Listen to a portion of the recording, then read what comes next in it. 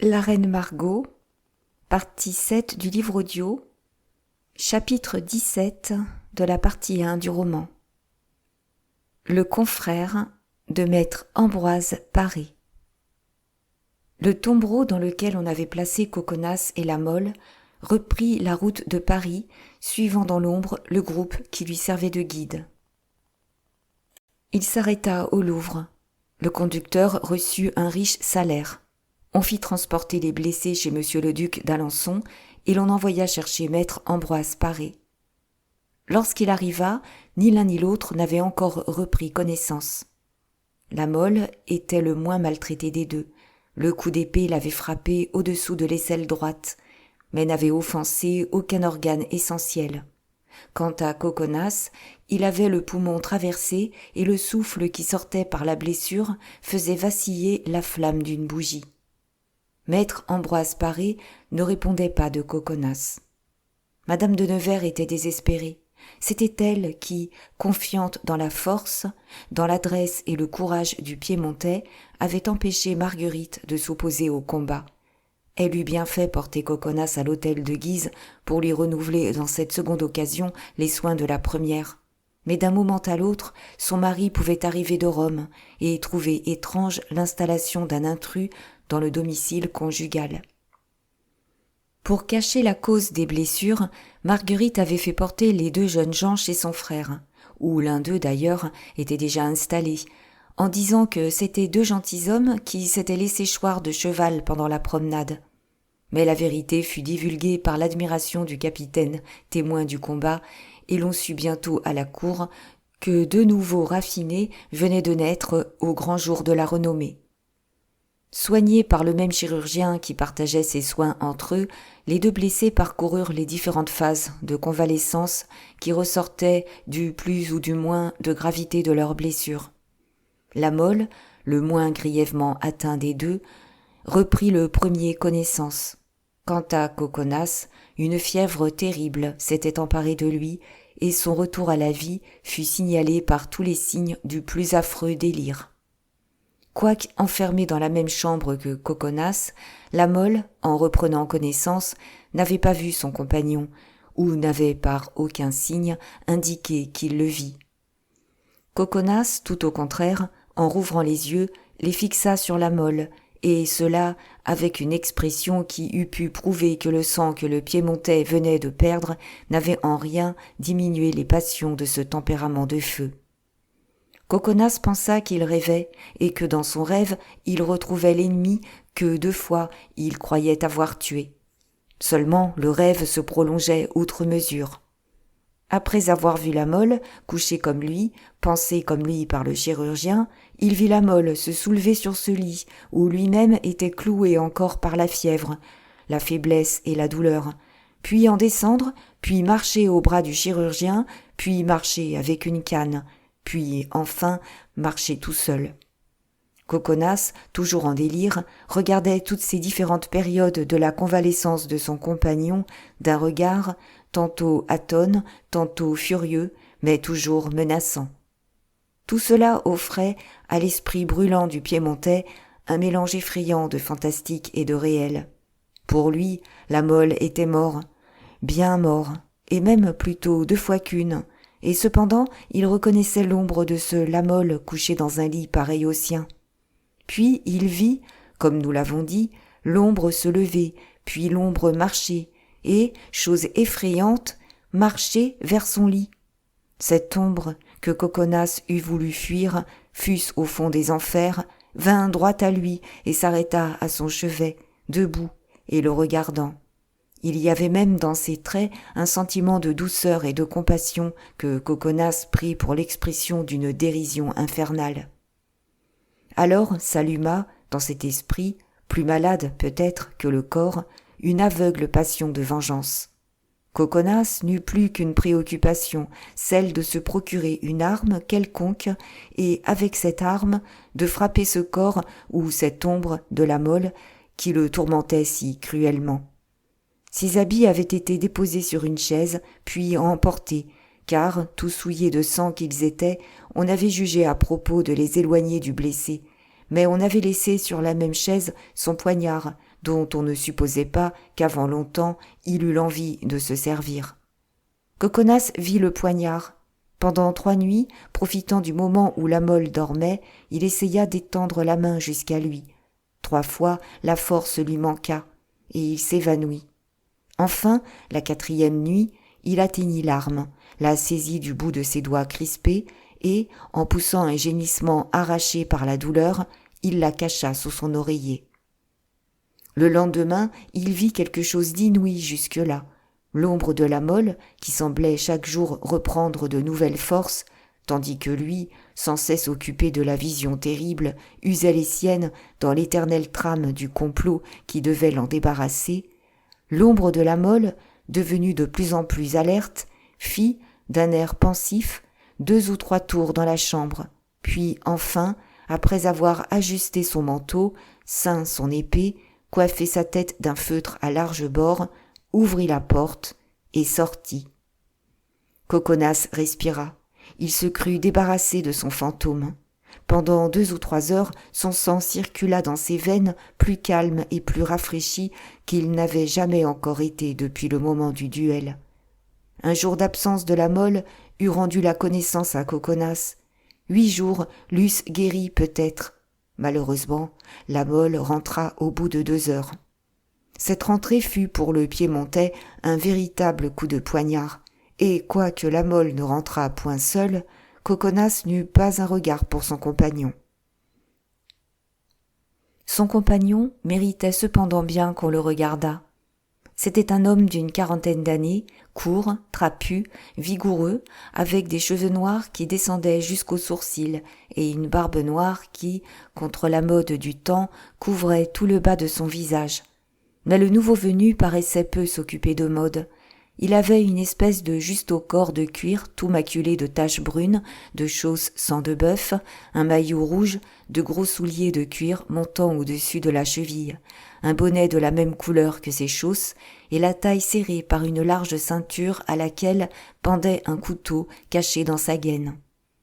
Cet étrange personnage, dont la présence semblait une anomalie dans le Louvre, jeta sur une chaise le manteau brun qui l'enveloppait et s'approcha brutalement du lit de Coconas, dont les yeux, comme par une fascination singulière, demeuraient constamment fixés sur la Mole qui se tenait à distance. Il regarda le malade et, secouant la tête, « Vous avez attendu bien tard, mon gentilhomme, dit-il. »« Je ne pouvais pas sortir plus tôt, dit la Mole. »« Eh, pardieu, il fallait m'envoyer chercher. »« Par qui ? Ah, c'est vrai, j'oubliais où nous sommes. Je l'avais dit à ces dames, mais elles n'ont point voulu m'écouter. Si l'on avait suivi mes ordonnances, au lieu de s'en rapporter à cet âne batté que l'on nomme Ambroise Paré, vous seriez depuis longtemps en état de courir les aventures ensemble, ou de vous redonner un autre coup d'épée si c'était votre bon plaisir. Enfin, on verra. Entend-il raison, votre ami ? Pas trop. Tirez la langue, mon gentilhomme. Coconas tira la langue à la Mole en faisant une si affreuse grimace que l'examinateur secoua une seconde fois la tête. « Oh oh » murmura-t-il, « contraction des muscles. Il n'y a pas de temps à perdre. Ce soir même, je vous enverrai une potion toute préparée qu'on lui fera prendre en 3 fois, d'heure en heure. 1 fois à minuit, 1 fois à 1 heure, 1 fois à 2 heures. Bien. Mais qui la lui fera prendre, cette potion ? Moi. Vous-même ? Oui. Vous m'en donnez votre parole. Foi de gentilhomme. Et si quelque médecin voulait en soustraire la moindre partie pour la décomposer et voir de quels ingrédients elle est formée, je la renverserai jusqu'à la dernière goutte. Foi de gentilhomme aussi. Je vous le jure. Par qui vous enverrai-je cette potion ? Par qui vous voudrez ? Mais mon envoyé, eh bien, comment pénétrera-t-il jusqu'à vous ? C'est prévu. Il dira qu'il vient de la part de monsieur René le parfumeur. Ce Florentin qui demeure sur le pont Saint-Michel ? Justement, il a ses entrées au Louvre à toute heure du jour et de la nuit. L'homme sourit. En effet, dit-il, c'est bien le moins que lui doive la reine-mère. C'est dit. On viendra de la part de maître René le parfumeur. Je puis bien prendre son nom une fois. Il a assez souvent, sans être patenté, exercé ma profession. Eh bien, dit la Mole, je compte donc sur vous. Comptez-y. Quant au paiement, oh, nous réglerons cela avec le gentilhomme lui-même quand il sera sur pied. Et soyez tranquille, je crois qu'il sera en état de vous récompenser généreusement. Moi aussi, je crois.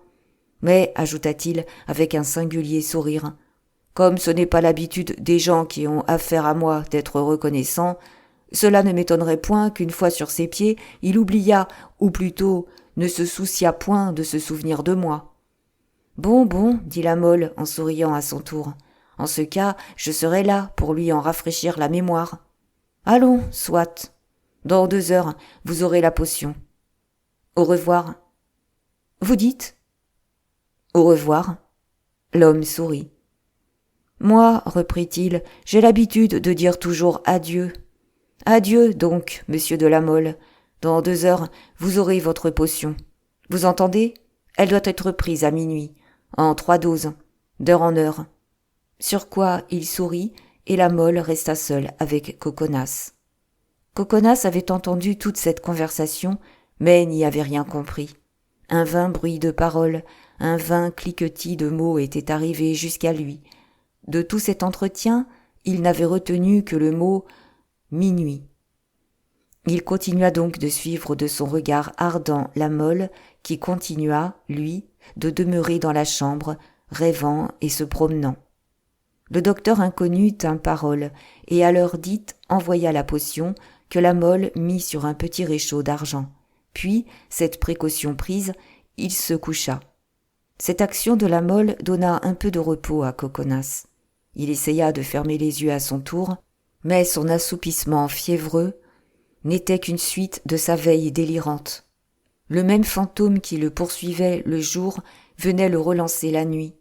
À travers ses paupières arides, il continuait de voir la Mole toujours menaçant, puis une voix répétait à son oreille « Minuit, minuit, minuit ».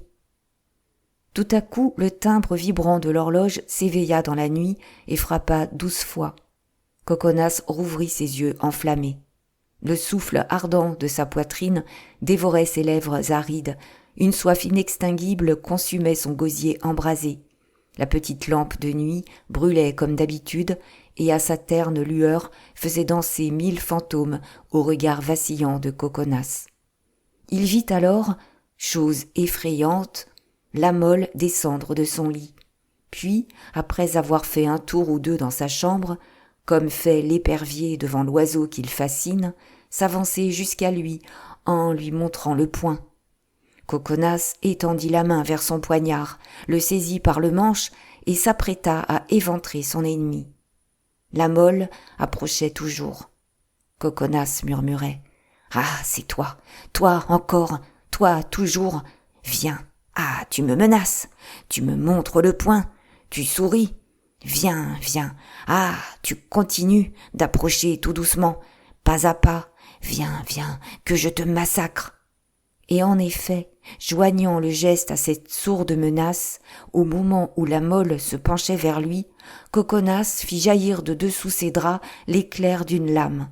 Mais l'effort que le piémontais fit en se soulevant brisa ses forces. Le bras étendu vers la Mole s'arrêta à moitié chemin, le poignard échappa à sa main débile, et le moribond retomba sur son oreiller.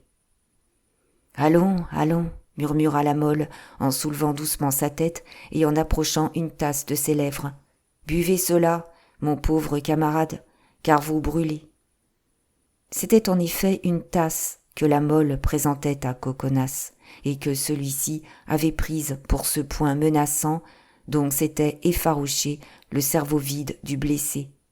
Mais, au contact velouté de la liqueur bienfaisante, humectant ses lèvres et rafraîchissant sa poitrine, Coconas reprit sa raison, ou plutôt son instinct.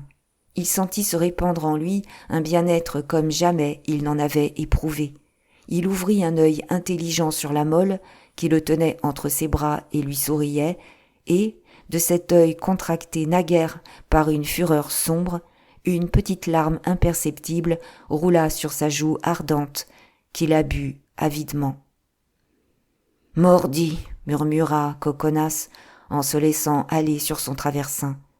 Si j'en réchappe, monsieur de la Mole, vous serez mon ami. » « Et vous en réchapperez, mon camarade, dit la Mole, si vous voulez boire 3 tasses comme celle que je viens de vous donner et ne plus faire de vilains rêves. » 1 heure après, la Mole, constituée en garde-malade et obéissant ponctuellement aux ordonnances du docteur inconnu, se leva une seconde fois, versa une seconde portion de la liqueur dans une tasse et porta cette tasse à Coconas.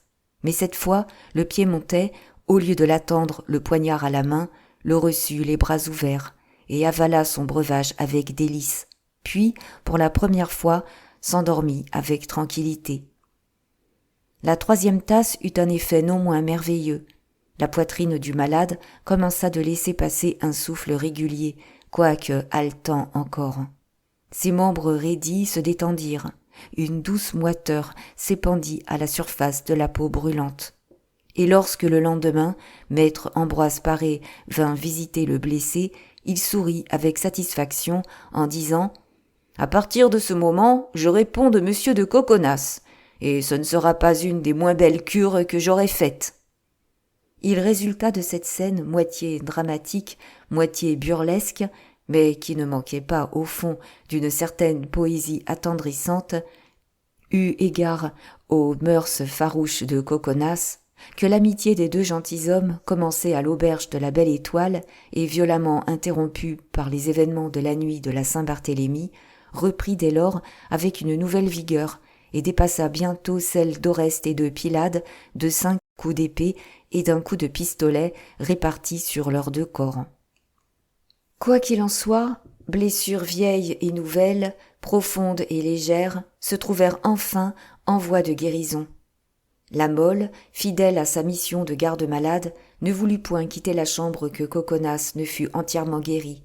Il le souleva dans son lit tant que sa faiblesse l'y enchaîna, l'aida à marcher quand il commença de se soutenir, enfin eut pour lui tous les soins qui ressortaient de sa nature douce et aimante, et qui, secondés par la vigueur du Piémontais, amenèrent une convalescence plus rapide qu'on avait le droit de l'espérer. Cependant, une seule et même pensée tourmentait les 2 jeunes gens. Chacun, dans le délire de sa fièvre, avait bien cru voir s'approcher de lui la femme qui remplissait tout son cœur, mais depuis que chacun avait repris connaissance, ni Marguerite, ni madame de Nevers n'étaient certainement entrées dans la chambre. Au reste, cela se comprenait. L'une, femme du roi de Navarre, l'autre, belle-sœur du duc de Guise, pouvait-elle donner aux yeux de tous une marque si publique d'intérêt à 2 simples gentilshommes ? Non. C'était bien certainement la réponse que devaient se faire la Mole et Coconas. Mais cette absence, qui tenait peut-être à un oubli total, n'en était pas moins douloureuse. Il est vrai que le gentilhomme qui avait assisté au combat était venu de temps en temps, et comme de son propre mouvement, demander des nouvelles des 2 blessés. Il est vrai que Gillonne, pour son propre compte, en avait fait autant, mais la Mole n'avait point osé parler à l'une de Marguerite et Coconas n'avait point osé parler à l'autre de madame de Nevers. Chapitre 18. Les revenants. Pendant quelque temps, les 2 jeunes gens gardèrent chacun de son côté le secret enfermé dans sa poitrine. Enfin, dans un jour d'expansion, la pensée qui les préoccupait seule déborda de leurs lèvres, et tous 2 corroborèrent leur amitié par cette dernière preuve, sans laquelle il n'y a pas d'amitié, c'est-à-dire par une confiance entière. Ils étaient éperdument amoureux, l'un d'une princesse, l'autre d'une reine. Il y avait pour les 2 pauvres soupirants quelque chose d'effrayant dans cette distance presque infranchissable qui les séparait de l'objet de leur désir. Et cependant, l'espérance est un sentiment si profondément enraciné au cœur de l'homme que malgré la folie de leur espérance, ils espéraient. Tous 2, au reste, à mesure qu'ils revenaient à eux, soignaient fort leur visage. Chaque homme, même le plus indifférent aux avantages physiques, a, dans certaines circonstances, avec son miroir, des conversations muettes, des signes d'intelligence, après lesquels il s'éloigne presque toujours de son confident, fort satisfait de l'entretien. Or, nos 2 jeunes gens n'étaient point de ceux à qui leur miroir devait donner de trop rudes avis. La Mole, mince, pâle et élégant, avait la beauté de la distinction. Coconas, vigoureux, bien découplé, haut en couleur, avait la beauté de la force. Il y avait même plus. Pour ce dernier, la maladie avait été un avantage. Il avait maigri, il avait pâli. Enfin, la fameuse balafre, qui lui avait jadis donné tant de tracas par ses rapports prismatiques avec l'arc-en-ciel, avait disparu, annonçant probablement, comme le phénomène post-diluvien, une longue suite de jours purs et de nuits sereines. Au reste, les soins les plus délicats continuaient d'entourer les deux blessés. Le jour où chacun d'eux avait pu se lever, il avait trouvé une robe de chambre sur le fauteuil le plus proche de son lit. Le jour où il avait pu se vêtir, un habillement complet. Il y a plus, dans la poche de chaque pourpoint, il y avait une bourse largement fournie, que chacun d'eux ne garda, bien entendu, que pour la rendre en temps et lieu au protecteur inconnu qui veillait sur lui. Ce protecteur inconnu ne pouvait être le prince chez lequel logeaient les deux jeunes gens, car ce prince non seulement n'était pas monté une seule fois chez eux pour les voir, mais encore n'avait pas fait demander de leurs nouvelles. Un vague espoir disait tout bas à chaque cœur que ce protecteur inconnu était la femme qu'il aimait. Aussi les deux blessés attendaient-ils avec une impatience sans égale le moment de leur sortie. La Mole, plus fort et mieux guéri que Coconas, aurait pu opérer la sienne depuis longtemps, mais une espèce de convention tacite le liait au sort de son ami. Il était convenu que leur première sortie serait consacrée à 3 visites. La première, au docteur inconnu dont le breuvage velouté avait opéré sur la poitrine enflammée de Coconas une si notable amélioration. La seconde, à l'hôtel de défunt maître la Hurière, où chacun d'eux avait laissé valise et cheval.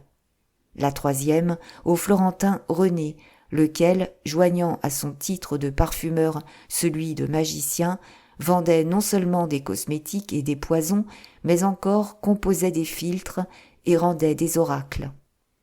Enfin, après 2 mois passés de convalescence et de réclusion, ce jour tant attendu arriva. Nous avons dit de réclusion, c'est le mot qui convient, car plusieurs fois, dans leur impatience, ils avaient voulu hâter ce jour. Mais une sentinelle placée à la porte leur avait constamment barré le passage, et ils avaient appris qu'ils ne sortiraient que sur un exeat de maître Ambroise Paré.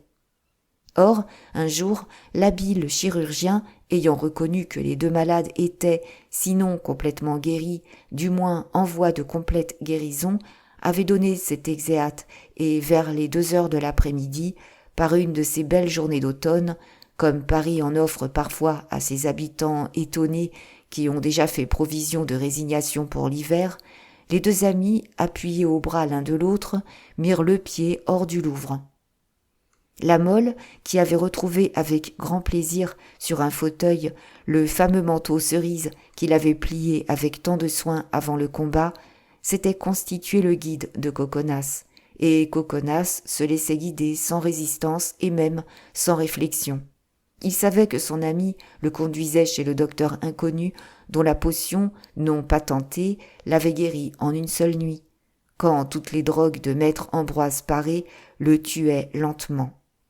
Il avait fait 2 parts de l'argent renfermé dans sa bourse, c'est-à-dire de 200 nobles à la rose, et il en avait destiné 100 à récompenser l'esculape anonyme auquel il devait sa convalescence. Coconas ne craignait pas la mort, mais Coconas n'en était pas moins fort aise de vivre. Aussi, comme on le voit, s'apprêtait-il à récompenser généreusement son sauveur. La Mole prit la rue de l'Astruce, la grande rue Saint-Honoré, la rue des Prouvelles, et se trouva bientôt sur la place des Halles. Près de l'ancienne fontaine et à l'endroit que l'on désigne aujourd'hui par le nom de carreau des Halles, s'élevait une construction octogone en maçonnerie surmontée d'une vaste lanterne de bois, surmontée elle-même par un toit pointu, au sommet duquel grinçait une girouette. Cette lanterne de bois offrait 8 ouvertures que traversait, comme cette pièce héraldique qu'on appelle la face, traverse le champ du blason, une espèce de roue en bois, laquelle se divisait par le milieu afin de prendre dans des échancrures taillées à cet effet la tête et les mains du condamné ou des condamnés que l'on exposait à l'une ou l'autre ou à plusieurs de ces 8 ouvertures. Cette construction étrange, qui n'avait son analogue dans aucune des constructions environnantes, s'appelait le pilori. Une maison informe, bossue, éraillée, borgne et boiteuse, au toit taché de mousse comme la peau d'un lépreux, avait, pareil à un champignon, poussé au pied de cette espèce de tour. Cette maison était celle du bourreau. Un homme était exposé et tirait la langue aux passants. C'était un des voleurs qui avait exercé autour du gibet de Montfaucon et qui avait par hasard été arrêté dans l'exercice de ses fonctions. Coconas crut que son ami l'amenait voir ce curieux spectacle. Il se mêla à la foule des amateurs qui répondaient aux grimaces du patient par des vociférations et des huées. Coconas était naturellement cruel, et ce spectacle l'amusa fort. Seulement, il eût voulu qu'au lieu des huées et des vociférations, ce fussent des pierres que l'on jeta au condamné, assez insolent pour tirer la langue au noble seigneur qui lui faisait l'honneur de le visiter. Aussi, lorsque la lanterne mouvante tourna sur sa base pour faire jouir une autre partie de la place de la vue du patient, et que la foule suivit le mouvement de la lanterne, Coconas voulut-il suivre le mouvement de la foule, mais la Mole l'arrêta en lui disant à demi-voix « Ce n'est point pour cela que nous sommes venus ici. »« Et pourquoi donc sommes-nous venus, alors ?» demanda Coconas. « Tu vas le voir, » répondit la Mole. Les 2 amis se tutoyaient depuis le lendemain de cette fameuse nuit où Coconas avait voulu éventrer la Mole. Et la Mole conduisit Coconas droit à la petite fenêtre de cette maison adossée à la tour et sur l'appui de laquelle se tenait un homme accoudé. « Ah ah, c'est vous, mes seigneurs !» dit l'homme en soulevant son bonnet sang de bœuf et en découvrant sa tête aux cheveux noirs et épais descendant jusqu'à ses sourcils. « Soyez les bienvenus !» « Quel est cet homme ?» demanda Coconas, cherchant à rappeler ses souvenirs, car il lui sembla avoir vu cette tête-là pendant un des moments de sa fièvre. « Ton sauveur, mon cher ami, » dit la Mole, « celui qui t'a apporté au Louvre cette boisson rafraîchissante qui t'a fait tant de bien. »« Oh oh !» fit Coconas, « en ce cas, mon ami !» Et il lui tendit la main. Mais l'homme, au lieu de correspondre à cette avance par un geste pareil, se redressa, et, en se redressant, s'éloigna des 2 amis de toute la distance qu'occupait la courbe de son corps.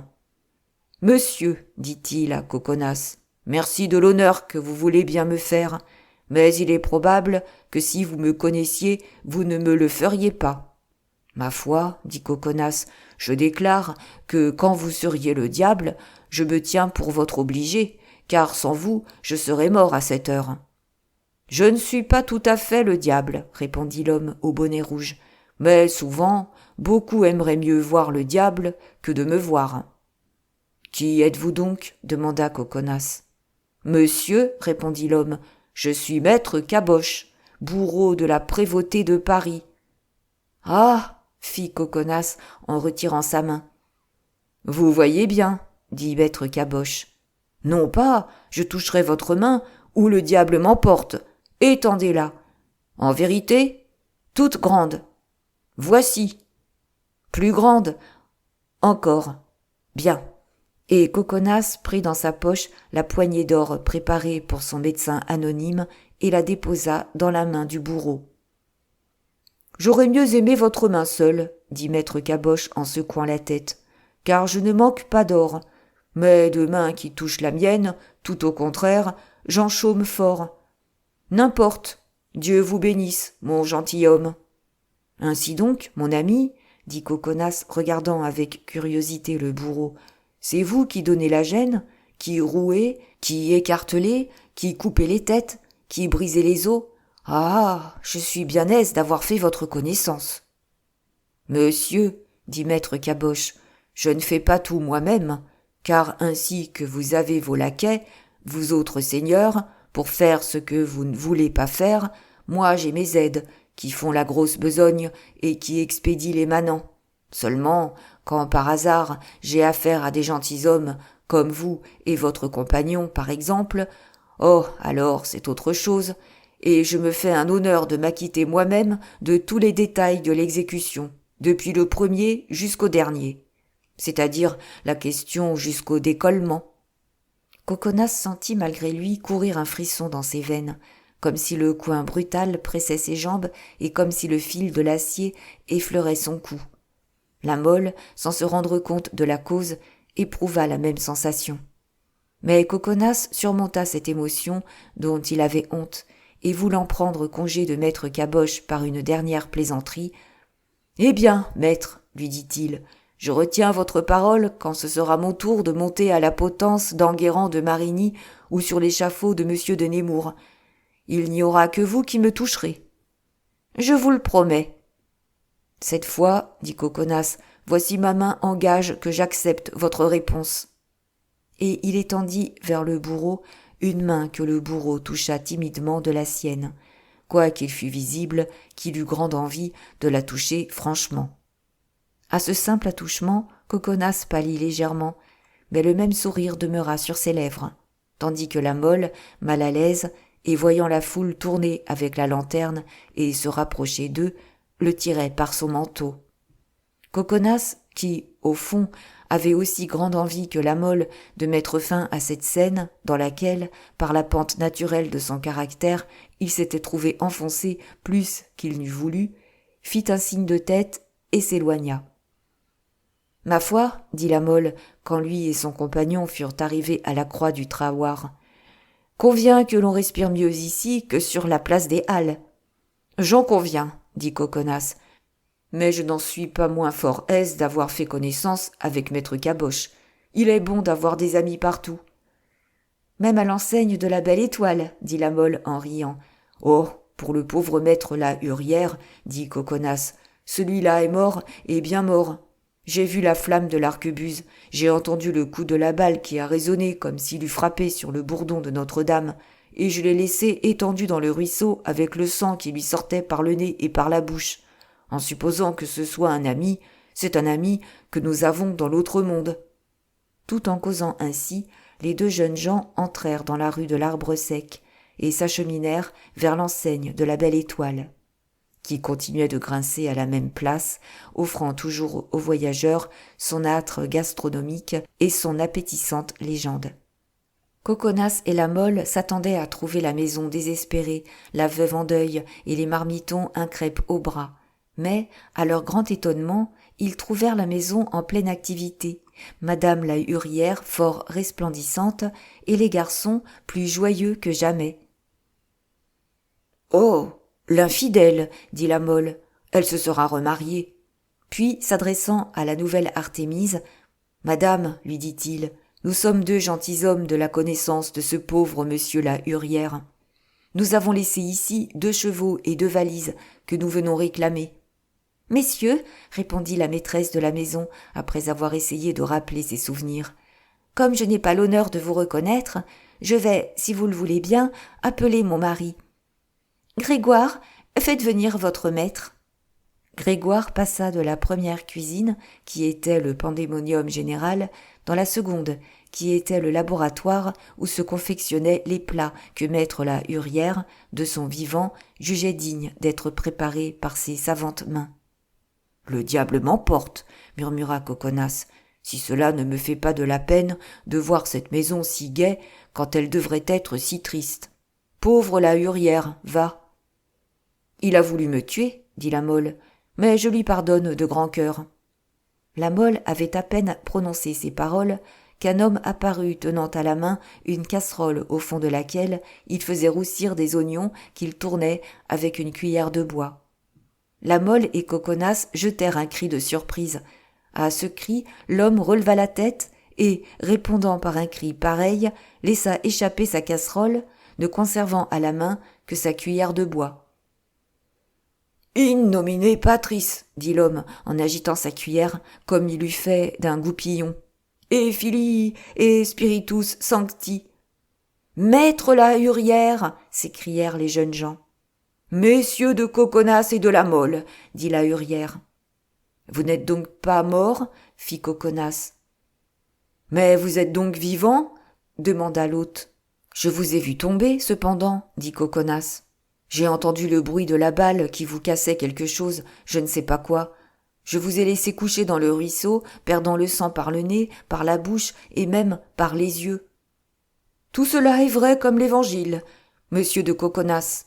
Mais ce bruit que vous avez entendu, c'était celui de la balle frappant sur ma salade, sur laquelle, heureusement, elle s'est aplatie. Mais le coup n'en a pas été moins rude, et la preuve, ajouta la hurière en levant son bonnet et montrant sa tête pelée comme un genou, c'est que, comme vous le voyez, il ne m'en est pas resté un cheveu. Les deux jeunes gens éclatèrent de rire en voyant cette figure grotesque. « Ah, vous riez !» dit la hurière un peu rassurée. « Vous ne venez donc pas avec de mauvaises intentions ? Et vous, maître la hurière, vous êtes donc guéri de vos goûts belliqueux ? » « Oui, ma foi, oui, messieurs. Et maintenant ? » « Eh bien, maintenant. Maintenant, j'ai fait vœu de ne plus voir d'autre feu que celui de ma cuisine. »« Bravo, dit Coconas, voilà qui est prudent. Maintenant, ajouta le Piémontais, nous avons laissé dans vos écuries 2 chevaux et dans vos chambres 2 valises. »« Ah, diable, fit l'hôte, se grattant l'oreille. »« Eh bien ? 2 chevaux, vous dites ? Oui, dans l'écurie. Et 2 valises ? Oui, dans la chambre. C'est que, voyez-vous, vous m'aviez cru mort, n'est-ce pas ? Certainement. Vous avouez que, puisque vous vous êtes trompé, je pouvais bien me tromper de mon côté. Et nous croyant morts aussi, vous étiez parfaitement libre. Ah, voilà. C'est que, comme vous mourriez intestat, continua maître la hurière. Après, j'ai cru, j'ai eu tort, je le vois bien maintenant. Qu'avez-vous cru, voyons ? J'ai cru que je pouvais hériter de vous. Ah, ah, firent les 2 jeunes gens. Je n'en suis pas moins, on ne peut plus satisfait que vous soyez vivants, messieurs. De sorte que vous avez vendu nos chevaux, dit Coconas. Hélas, dit la hurière. Et nos valises, continua la Mole. Ah, les valises, non, s'écria la hurière, mais seulement ce qu'il y avait dedans. Dis donc, la Mole, reprit Coconas, voilà, ce me semble, un hardi coquin. Si nous les tripions. Cette menace parut faire un grand effet sur maître la hurière, qui hasarda ces paroles. Mais, messieurs, on peut s'arranger, ce me semble.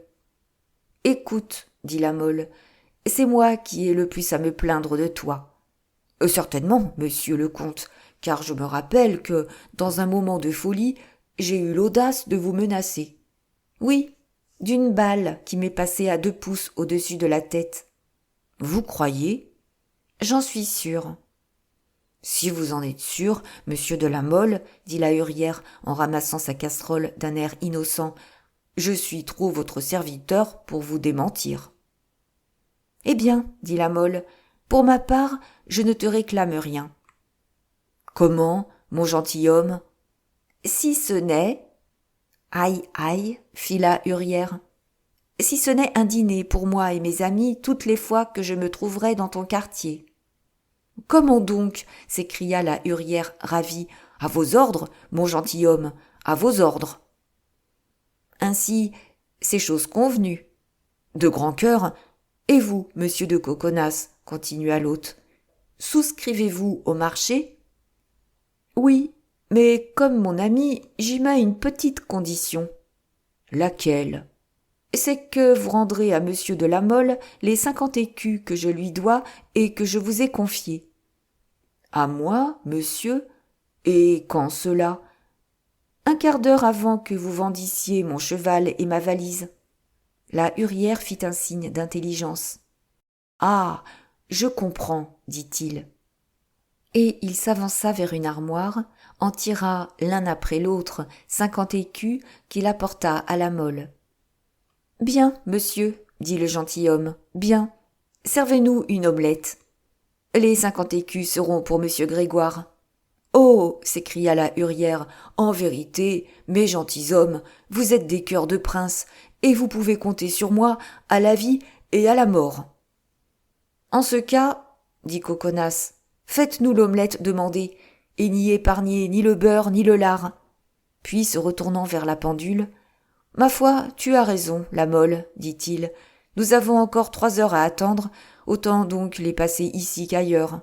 D'autant plus que, si je ne me trompe, nous sommes ici presque à moitié chemin du pont Saint-Michel. » Et les 2 jeunes gens allèrent reprendre à table et dans la petite pièce du fond la même place qu'ils occupaient pendant cette fameuse soirée du 24 août 1572, pendant laquelle Coconas avait proposé à la Molle de jouer l'un contre l'autre la première maîtresse qu'ils auraient. Avouons, à l'honneur de la moralité des 2 jeunes gens, que ni l'un ni l'autre n'eut l'idée de faire à son compagnon ce soir-là pareille proposition. Chapitre 19. Le logis de maître René, le parfumeur de la Reine-Mère. À l'époque où se passe l'histoire que nous racontons à nos lecteurs, il n'existait, pour passer d'une partie de la ville à l'autre, que 5 ponts, les uns de pierre, les autres de bois. Encore ces 5 ponts aboutissaient-ils à la cité. C'était le pont des Meuniers, le pont au Change, le pont Notre-Dame, le Petit Pont et le pont Saint-Michel. Aux autres endroits où la circulation était nécessaire, des bacs étaient établis et, tant bien que mal, remplaçaient les ponts. Ces 5 ponts étaient garnis de maisons, comme l'est encore aujourd'hui le Ponte Vecchio à Florence. Parmi ces 5 ponts, qui chacun ont leur histoire, nous nous occuperons particulièrement, pour le moment, du pont Saint-Michel. Le pont Saint-Michel avait été bâti en pierre en 1373. Malgré son apparente solidité, un débordement de la Seine le renversa en partie le 31 janvier 1408. En 1416, il avait été reconstruit en bois, mais pendant la nuit du 16 décembre 1547, il avait été emporté de nouveau. Vers 1550, c'est-à-dire 22 ans avant l'époque où nous sommes arrivés, on le reconstruisit en bois et, quoiqu'on eût déjà eu besoin de le réparer, il passait pour assez solide. Au milieu des maisons qui bordaient la ligne du pont, faisant face au petit îlot sur lequel avaient été brûlés les Templiers et où pose aujourd'hui le terre-plein du Pont-Neuf, on remarquait une maison à panneaux de bois sur laquelle un large toit s'abaissait comme la paupière d'un œil immense. À la seule fenêtre qui s'ouvrit au premier étage, au-dessus d'une fenêtre et d'une porte de rez-de-chaussée hermétiquement fermée, transparaissait une lueur rougeâtre qui attirait les regards des passants sur la façade basse, large, peinte en bleu avec de riches moulures dorées. Une espèce de frise qui séparait le rez-de-chaussée du premier étage représentait une foule de diables dans des attitudes plus grotesques les unes que les autres, et un large ruban, peint en bleu comme la façade, s'étendait entre la frise et la fenêtre du premier, avec cette inscription « René, Florentin, parfumeur de Sa Majesté la Reine-Mère ». La porte de cette boutique, comme nous l'avons dit, était bien verrouillée. Mais, mieux que par ses verrous, elle était défendue des attaques nocturnes par la réputation si effrayante de son locataire que les passants qui traversaient le pont à cet endroit le traversaient presque toujours en décrivant une courbe qui les rejetait vers l'autre rang de maisons, comme s'ils eussent redouté que l'odeur des parfums ne suât jusqu'à eux par la muraille. Il y avait plus. Les voisins de droite et de gauche, craignant sans doute d'être compromis par le voisinage, avaient, depuis l'installation de maître René sur le pont Saint-Michel, déguerpi l'un et l'autre de leur logis, de sorte que les 2 maisons attenantes à la maison de René étaient demeurées désertes et fermées. Cependant, malgré cette solitude et cet abandon, des passants attardés avaient vu jaillir, à travers les contrevents fermés de ces maisons vides, certains rayons de lumière et assuraient avoir entendu certains bruits pareils à des plaintes qui prouvaient que des êtres quelconques fréquentaient ces 2 maisons. Seulement, on ignorait si ces êtres appartenaient à ce monde ou à l'autre. Il en résultait que les locataires des 2 maisons attenantes aux 2 maisons désertes se demandaient de temps en temps s'il ne serait pas prudent à eux de faire à leur tour comme leurs voisins avaient fait. C'était sans doute à ce privilège de terreur qui lui était publiquement acquis que maître René avait dû de conserver seul du feu après l'heure consacrée. Ni Ronde ni Guet n'eût osé d'ailleurs inquiéter un homme doublement cher à sa majesté en sa qualité de compatriote et de parfumeur. Comme nous supposons que le lecteur cuirassé par le philosophisme du XVIIIe siècle ne croit plus ni à la magie ni aux magiciens, nous l'inviterons à entrer avec nous dans cette habitation qui, à cette époque de superstitieuses croyances, répandait autour d'elle un si profond effroi. La boutique du rez-de-chaussée est sombre et déserte à partir de 8 heures du soir, moment auquel elle se ferme pour ne plus se rouvrir, cassée avant, quelquefois dans la journée du lendemain. C'est là que se fait la vente quotidienne des parfums, des onguents et des cosmétiques de tout genre que débite l'habile chimiste. 2 apprentis l'aident dans cette vente de détail, mais ils ne couchent pas dans la maison. Ils couchent rue de la Calandre. Le soir, ils sortent un instant avant que la boutique soit fermée. Le matin, ils se promènent devant la porte jusqu'à ce que la boutique soit ouverte. Cette boutique du rez-de-chaussée est donc, comme nous l'avons dit, sombre et déserte. Dans cette boutique assez large et assez profonde, il y a 2 portes, chacune donnant sur un escalier. Un des escaliers rampe dans la muraille même, et il est latéral. L'autre est extérieur et est visible du quai qu'on appelle aujourd'hui le quai des Augustins et de la berge qu'on appelle aujourd'hui le quai des Orfèvres. Tous 2 conduisent à la chambre du premier. Cette chambre est de la même grandeur que celle du rez-de-chaussée, seulement une tapisserie tendue dans le sens du pont la sépare en 2 compartiments. Au fond du premier compartiment s'ouvre la porte donnant sur l'escalier extérieur. Sur la face latérale du second s'ouvre la porte de l'escalier secret. Seulement, cette porte est invisible, car elle est cachée par une haute armoire sculptée, scellée à elle par des crampons de fer, et qu'elle poussait en s'ouvrant. Catherine seule connaît avec René le secret de cette porte, et c'est par là qu'elle monte et qu'elle descend. C'est l'oreille ou l'œil posé contre cette armoire dans laquelle des trous sont ménagés, qu'elle écoute et qu'elle voit ce qui se passe dans la chambre. 2 autres portes parfaitement ostensibles s'offrent encore sur les côtés latéraux de ce second compartiment. L'une s'ouvre sur une petite chambre éclairée par le toit et qui n'a pour tout meuble qu'un vaste fourneau, des cornues, des alambics, des creusets. C'est le laboratoire de l'alchimiste.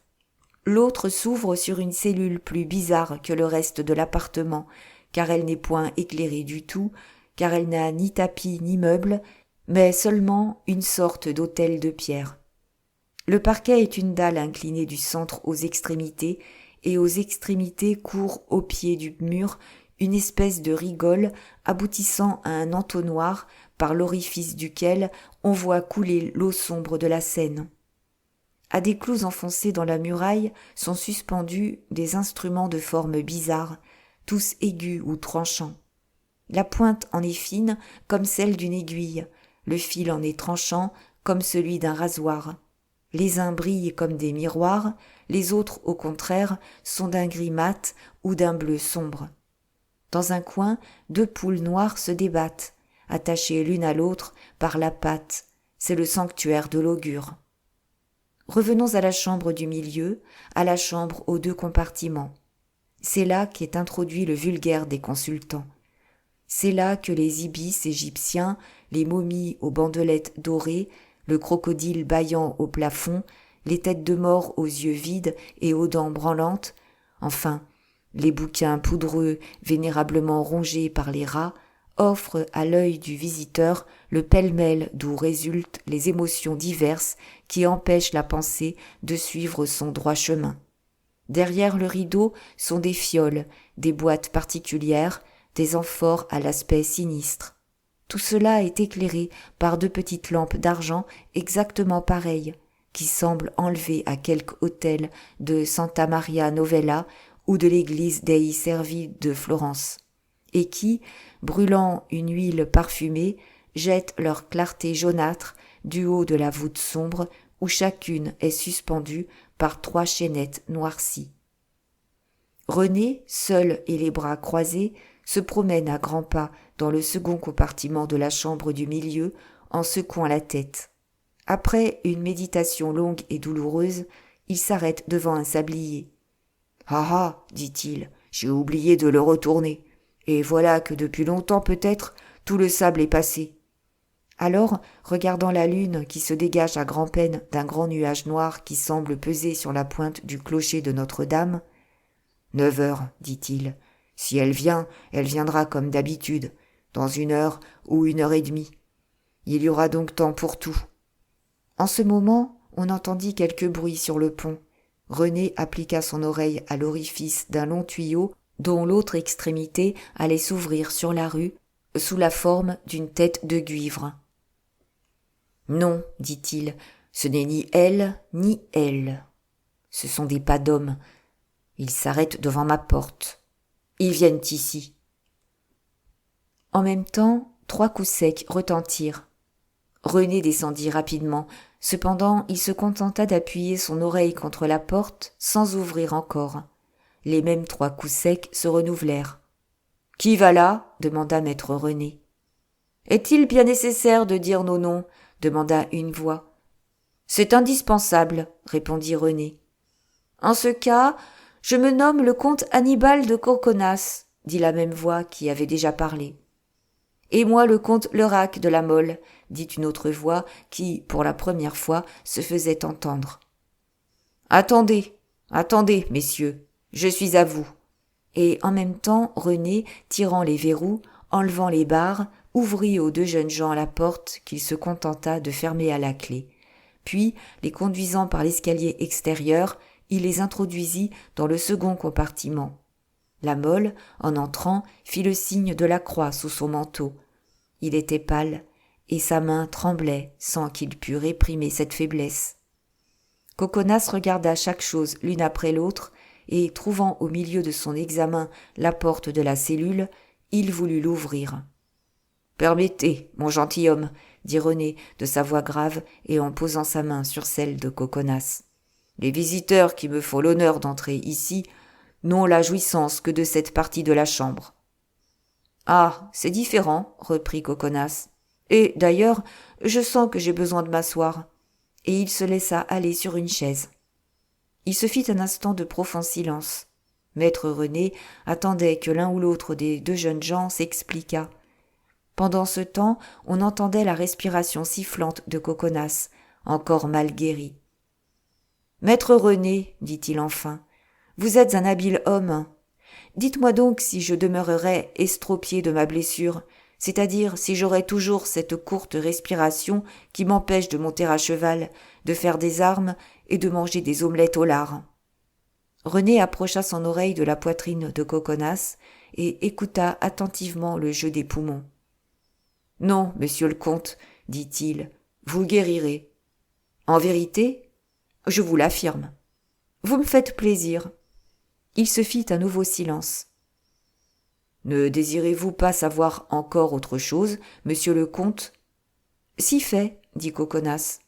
Je désire savoir si je suis véritablement amoureux. »« Vous l'êtes, dit René. Comment le savez-vous ? » ?»« Parce que vous le demandez. »« Mordi, je crois que vous avez raison. Mais de qui ? » ?»« De celle qui dit maintenant à tout propos le juron que vous venez de dire. »« En vérité, dit Coconnas, stupéfait, maître René, vous êtes un habile homme. À ton tour, la Mole. » La Mole rougit et demeura embarrassée. « Eh, que diable, dit Coconnas, parle donc. »« Parlez, dit le Florentin. »« Moi, monsieur René, balbutia la Mole, dont la voix se rassura peu à peu, je ne veux pas vous demander si je suis amoureux, car je sais que je le suis et ne m'en cache point. Mais dites-moi si je serais aimé, car en vérité, tout ce qui m'était d'abord un sujet d'espoir tourne maintenant contre moi. » « Vous n'avez peut-être pas fait tout ce qu'il faut faire pour cela ? » ?»« Qu'y a-t-il à faire, monsieur, qu'à prouver par son respect et son dévouement à la dame de ses pensées qu'elle est véritablement et profondément aimée ? Vous savez, dit René, que ces démonstrations sont parfois bien insignifiantes. Alors, il faut désespérer ? Non, Alors il faut recourir à la science. Il y a dans la nature humaine des antipathies qu'on peut vaincre, des sympathies qu'on peut forcer. Le fer n'est pas l'aimant, mais en l'aimantant, à son tour, il attire le fer. Sans doute, murmura la Mole, mais je répugne à toutes ces conjurations. Ah, si vous répugniez, dit René, alors il ne fallait pas venir. Allons donc, dit Coconas. Vas-tu faire l'enfant à présent? Monsieur René, pouvez-vous me faire voir le diable? Non, monsieur le comte. J'en suis fâché. J'avais 2 mots à lui dire, et cela eût peut-être encouragé la Mole. Eh bien, soit, dit la Mole, abordons franchement la question. On m'a parlé de figures en cire modelées à la ressemblance de l'objet aimé. Est-ce un moyen? Infaillible. Et rien, dans cette expérience, ne peut porter atteinte à la vie ni à la santé de la personne qu'on aime? Rien. Essayons donc. Veux-tu que je commence? Dit Coconas. Non, dit la Mole, et puisque me voilà engagé, j'irai jusqu'au bout. Désirez-vous beaucoup, ardemment, impérieusement, savoir à quoi vous en tenir, monsieur de la Mole? Demanda le Florentin. Oh, s'écria la Mole, j'en meurs, maître René. Au même instant, on heurta doucement à la porte de la rue, si doucement que maître René entendit seul ce bruit, et encore parce qu'il s'y attendait sans doute. Il approcha sans affectation, et tout en faisant quelques questions oiseuses à la Mole, son oreille du tuyau, et perçut quelques éclats de voix qui parurent le fixer. « Résumez donc maintenant votre désir, dit-il, et appelez la personne que vous aimez. » La Mole s'agenouilla comme s'il eût parlé à une divinité, et René, passant dans le premier compartiment, glissa sans bruit par l'escalier extérieur. Un instant après, des pas légers effleuraient le plancher de la boutique.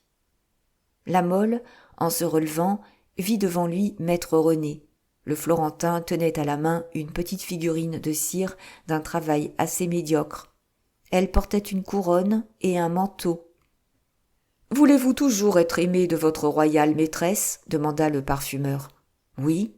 Dût-il m'en coûter la vie, dussé-je y perdre mon âme ?» répondit la Mole.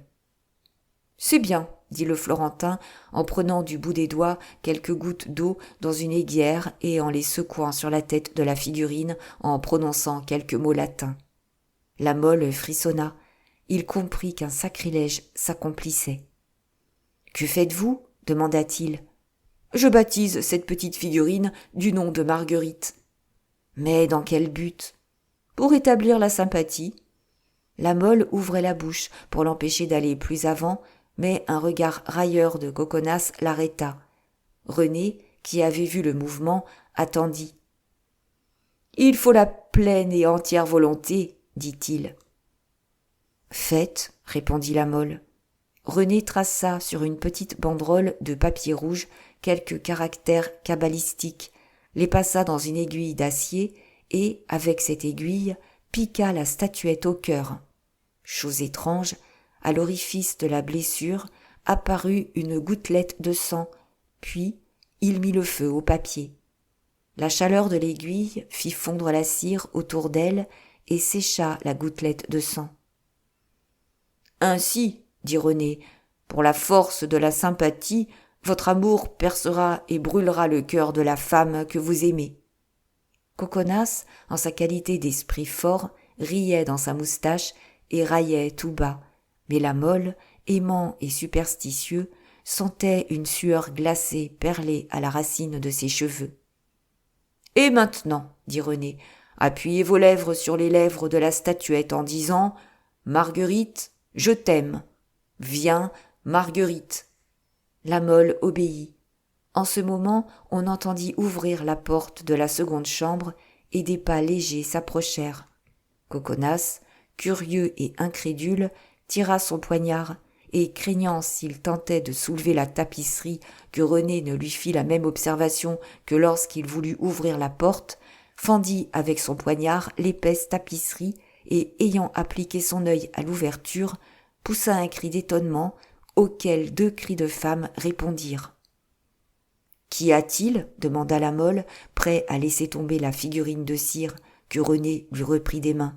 « Il y a, » reprit Coconas, « que la duchesse de Nevers et madame Marguerite sont là. »« Eh bien, incrédule, » dit René avec un sourire austère, « doutez-vous encore de la force de la sympathie ?» La Mole était restée pétrifiée en apercevant sa reine. Coconas avait eu un moment d'éblouissement en reconnaissant madame de Nevers. L'un se figura que les sorcelleries de maître René avaient évoqué le fantôme de Marguerite, l'autre, en voyant entr'ouverte encore la porte par laquelle les charmants fantômes étaient entrés, eut bientôt trouvé l'explication de ce prodige dans le monde vulgaire et matériel. Pendant que la Mole se signait et soupirait à fendre des quartiers de roc, Coconas, qui avait eu tout le temps de se faire des questions philosophiques et de chasser l'esprit malin à l'aide de ce goupillon qu'on appelle l'incrédulité, Coconas, voyant par l'ouverture du rideau fermé l'ébahissement de madame de Nevers et le sourire un peu caustique de Marguerite, jugea que le moment était décisif, et comprenant que l'on peut dire pour un ami ce que l'on ose dire pour soi-même, au lieu d'aller à madame de Nevers, il alla droit à Marguerite, et mettant un genou en terre à la façon dont était représenté dans les parades de la foire le grand Artaxerxes, il s'écria d'une voix à laquelle le sifflement de sa blessure donnait un certain accent qui ne manquait pas de puissance. « Madame, à l'instant même, sur la demande de mon ami le comte de la Mole, maître René évoquait votre ombre. Or, à mon grand étonnement, votre ombre est apparue, accompagnée d'un corps qui m'est bien cher et que je recommande à mon ami. Ombre de sa majesté la reine de Navarre, voulez-vous bien dire au corps de votre compagne de passer de l'autre côté du rideau ?» Marguerite se mit à rire et fit signe à Henriette qui passa de l'autre côté. « La Mole, mon ami, dit Coconas, sois éloquent comme Démosthène, comme Cicéron, comme monsieur le chancelier de l'Hospital. Et songe qu'il y va de ma vie si tu ne persuades pas au corps de madame la duchesse de Nevers que je suis son plus dévoué, son plus obéissant et son plus fidèle serviteur. »« Mais, balbutia la Mole, fais ce que je te dis, et vous, maître René, veillez à ce que personne ne nous dérange. » René fit ce que lui demandait Coconas. « Mordi, monsieur, dit Marguerite, vous êtes homme d'esprit, je vous écoute. Voyons, qu'avez-vous à me dire ?»« J'ai à vous dire, madame, que l'ombre de mon amie, car c'est une ombre, et la preuve, c'est qu'elle ne prononce pas le plus petit mot, j'ai donc à vous dire que cette ombre me supplie d'user de la faculté qu'ont les corps de parler intelligiblement pour vous dire. Belle ombre, le gentilhomme ainsi excorporé a perdu tout son corps et tout son souffle par la rigueur de vos yeux. Si vous étiez vous-même, je demanderais à maître René de m'abîmer dans quelque trou sulfureux plutôt que de tenir un pareil langage à la fille du roi Henri II, à la sœur du roi Charles IX et à l'épouse du roi de Navarre. Mais les ombres sont dégagées de tout orgueil terrestre, et elles ne se fâchent pas quand on les aime. Or, priez votre corps, madame, d'aimer un peu l'âme de ce pauvre La Mole, âme en peine s'il en fut jamais, âme persécutée d'abord par l'amitié, qui lui a, à 3 reprises, enfoncé plusieurs pouces de fer dans le ventre, âme brûlée par le feu de vos yeux, feu 1000 fois plus dévorant que tous les feux de l'enfer. Ayez donc pitié de cette pauvre âme, aimez un peu ce qui fut le beau La Mole, et si vous n'avez plus la parole, usez du geste, usez du sourire. C'est une âme fort intelligente que celle de mon ami, et elle comprendra tout. Usez-en, mordi, ou je passe mon épée au travers du corps de René, pour qu'en vertu du pouvoir qu'il a sur les ombres, il force la vôtre, qu'il a déjà évoquée si à propos, de faire des choses peu séantes pour une ombre honnête, comme vous me faites l'effet de l'être. » À cette péroraison de Coconas, qui s'était campé devant la reine en aîné descendant aux enfers, Marguerite ne put retenir un énorme éclat de rire, et, tout en gardant le silence qui convenait en pareille occasion à une ombre royale, elle tendit la main à Coconas. Celui-ci la reçut délicatement dans la sienne en appelant la Mole. « Ombre de mon ami !» s'écria-t-il. « Venez ici à l'instant même !» La Mole, tout stupéfait et tout palpitant, obéit. « C'est bien, dit Coconas en le prenant par derrière la tête. Maintenant, approchez la vapeur de votre beau visage brun de la blanche et vaporeuse main que voici. » Et Coconas, joignant le geste aux paroles, unit cette fine main à la bouche de la Mole, et les retint un instant respectueusement appuyées l'une sur l'autre, sans que la main essayât de se dégager de la douce étreinte. Marguerite n'avait pas cessé de sourire, mais madame de Nevers ne souriait pas, elle, encore tremblante de l'apparition inattendue des deux gentilshommes. Elle sentait augmenter son malaise de toute la fièvre d'une jalousie naissante, car il lui semblait que Coconas n'eût pas dû oublier ainsi ses affaires pour celles des autres. La Mole vit la contraction de son sourcil, surprit l'éclair menaçant de ses yeux, et, malgré le trouble enivrant où la volupté lui conseillait de s'engourdir, il comprit le danger que courait son ami et devina ce qu'il devait tenter pour l'y soustraire. Se levant donc, et laissant la main de Marguerite dans celle de Coconas, il alla saisir celle de la duchesse de Nevers et, mettant un genou en terre, « Oh, la plus belle, oh, la plus adorable des femmes, dit-il, je parle des femmes vivantes et non des ombres. » Et il adressa un regard et un sourire à Marguerite. « Permettez à une âme dégagée de son enveloppe grossière de réparer les absences d'un corps tout absorbé par une amitié matérielle. Monsieur de Coconas, que vous voyez, n'est qu'un homme, un homme d'une structure ferme et hardie. C'est une chair belle à voir, peut-être, mais périssable comme toute chair. Omnis caro fenum.